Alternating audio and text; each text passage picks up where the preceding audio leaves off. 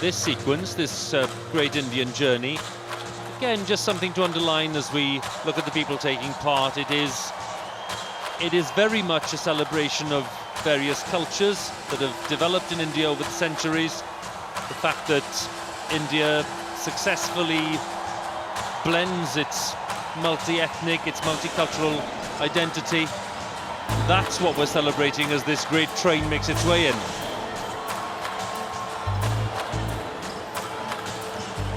And the song that we're hearing, Hugh, is Chaya Chaya. And here we have Hussain Kuwajarwala. And he's a popular TV star, actually, TV soap star. He's now taking part in India's first stage musical, Bollywood actually, Bollywood's first ever musical on stage, which is taking place just outside of Delhi. Lots of bangles. Bangles, yes. Women in India love bangles. Very colourful as well. And this is a very popular song, Chaya Chaya.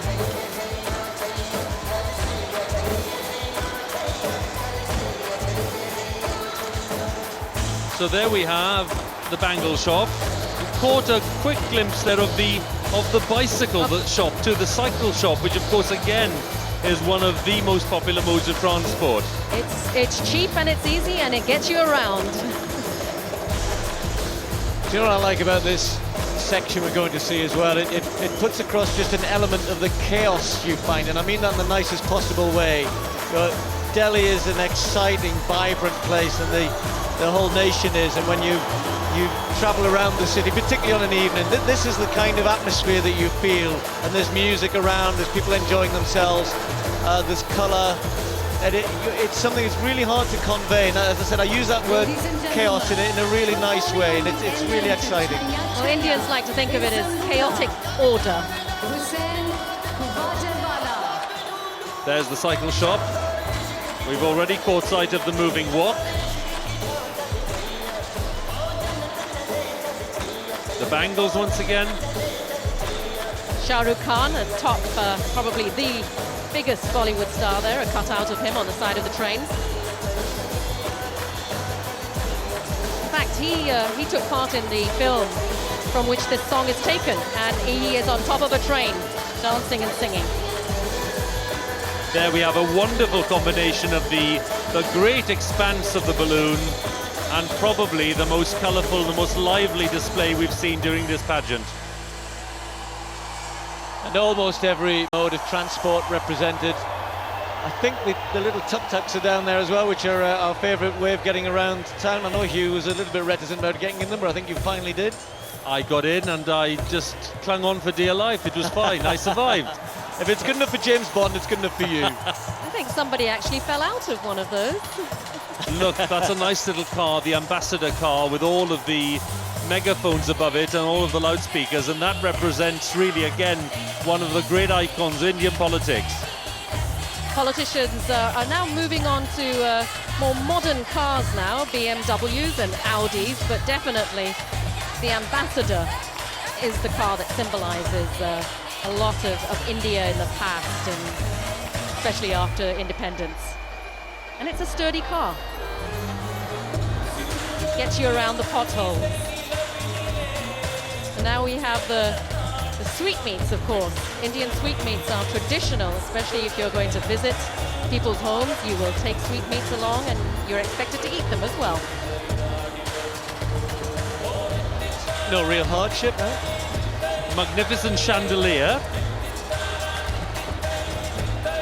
And you can see the dhobiwalas. Now the dhobiwalas are the laundry, the men who take your laundry, wash it, iron it, bring it back home to you.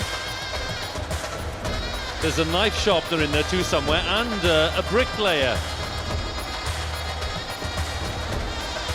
It's amazing, actually. You'll see bricklayers with piles of bricks on their heads at certain construction sites. Absolutely amazing the way they work. And a quick glimpse of some Indian spices as well, which we've all been enjoying in the time we've been here already. There's a dhobiwala. And we have the Tippanwalas. Now, these are amazing guys, especially in Mumbai. They carry millions of cartons of food, lunches to office goers across the financial hub, which is Mumbai. Of course, the chaiwala, the man who brings you tea.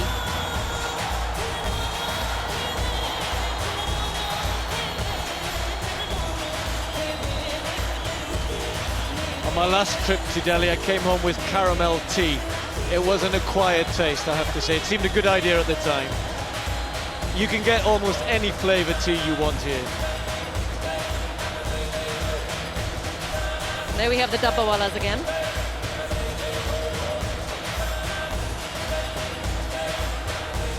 And they're all coming together into a bazaar or a market, which again, very, very common across this country.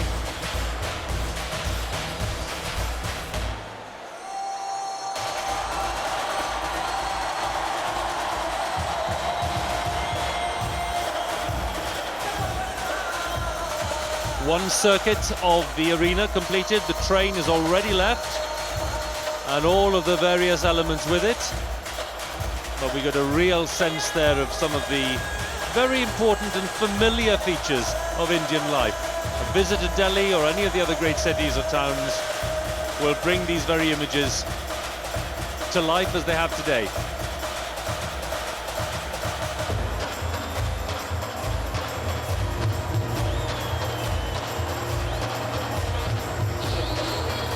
And a real sense, think you hear, of this ceremony building now to its climax. We've had the formal opening of the games, we've had the speeches, we've had all the declarations of intent and all the clapping on the back.